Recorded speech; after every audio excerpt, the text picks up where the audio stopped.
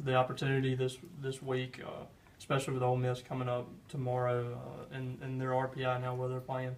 What do you see from them? Yeah, I mean, Ole Miss had a great weekend, and they kind of won on Sunday in an emotional type way, and with a walk off there, and they're really playing well right now for sure. But you say that everybody's playing pretty darn well. The first, you look at what Tennessee did against Vanderbilt. You look at around the league, things just keep on happening. So. Yeah, it'll be a great challenge for us. I'm really looking forward to see her getting back out there. I thought he pitched pretty well last Wednesday, and I think hopefully we'll have nice weather, we'll have a nice crowd, and it'll be a very competitive environment.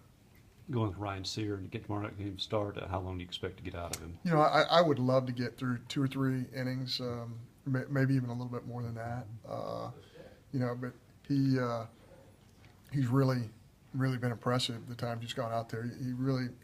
He's got great life on his fastball, and he has a survivable fastball, which is really important, especially in this league. So, we'd love to get him through the order a couple of times if possible. I'm talking to Humphreys about the cutter he debuted this week. I know you talked about some in Baton Rouge, but it seems like no one really knew that was coming except basically maybe Hudson and Marrero. I just think it's really, really neat that, Reed is really coming to his own. You want players to be inventive. You want them to create things on their own because then they take ownership in that. And, he was really proud of himself. He was really excited about that pitch. And what it is just a shorter, tighter, harder slider that looks more like a fastball. But just watching on film today, it was a pretty impressive pitch for him. And I love the fact that he wants the baseball. I just love it when he walks by me in the dugout and says, "Hey, man, you need to get 36 guys out at the end of this game." He says, "I feel really good." And the fact that he's a positional player and he's always throwing a baseball and he's moving around, I think that's a real help. I think that really, helps him prepare for that outing. Even if he didn't hit the ball well at LSU, just Marrero keeps being more and more impressive as a receiver and a defender. Some of the throwouts he made with LSU, knowing he was in position there. Yeah, and offensively, I just don't think he's that far away either. He's on time. He just, he's struggling with some barrel angles. He's missing on top and missing underneath. But I think he's so close to having some clutch ABs, and he's a really gifted player, and he's really become this guy who can communicate with our pitching staff. When you're a freshman, that's a very difficult task to learn a new group of guys. The returning guys know all the returning pitchers, but the freshman catcher has to learn everything instantaneously, and he's done a great job with that. He made some blocks with runners on third base on all 3 days that were very, very high level for, again, a first-year player playing on the road in the Southeastern Conference. Why do you feel like your team has played so well on the road? Why? I think our kids have a chip on their shoulder. It's crazy. I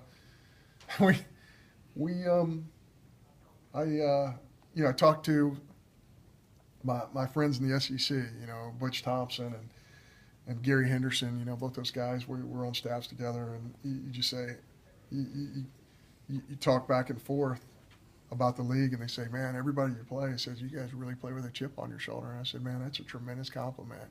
And I think that's one of the reasons why our kids have been successful on the road. They really play with a chip on their shoulder. I mean, they're not really happy with what happened last year. Even the kids who weren't here a year ago understand, that it's critical for us to get back to where Mississippi State needs to be, which is, competitive in every single game they play and contending for championships. So I think our kids do have a chip on their shoulder, and that's really something that you can't instill. You have to go out and recruit kids who really get that concept. You got Jacob out on the field last week for a pinch run and a stolen base. How close is he being able to get back to the lineup? He took a little BP today. That was exciting. He had some makeshift gloves that Jason Wire, our trainer, made for him, and he was taking some swings. Believe it or not, he's saying the swings really feel better than putting the glove on and being able to squeeze the glove. So I still think he's a little bit away, but I think he makes strides every day. There's no question. I mean,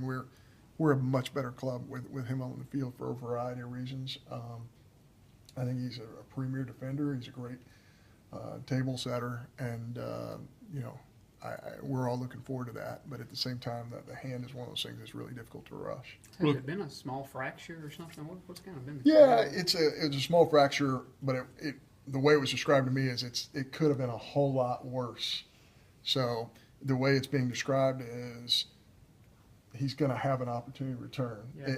It's really his decision. It's like how much pain he can tolerate, but that pain alters your swing and it alters the way you catch a baseball. So I know how badly he wants to be on that baseball field right now, and I think as soon as he feels like he can tolerate it and not hurt our ball club, I know he's going to want to get right back out there. Rooker battled through the injury in the early part of the season that kept him out of the lineup. How do you think he kind of handled that?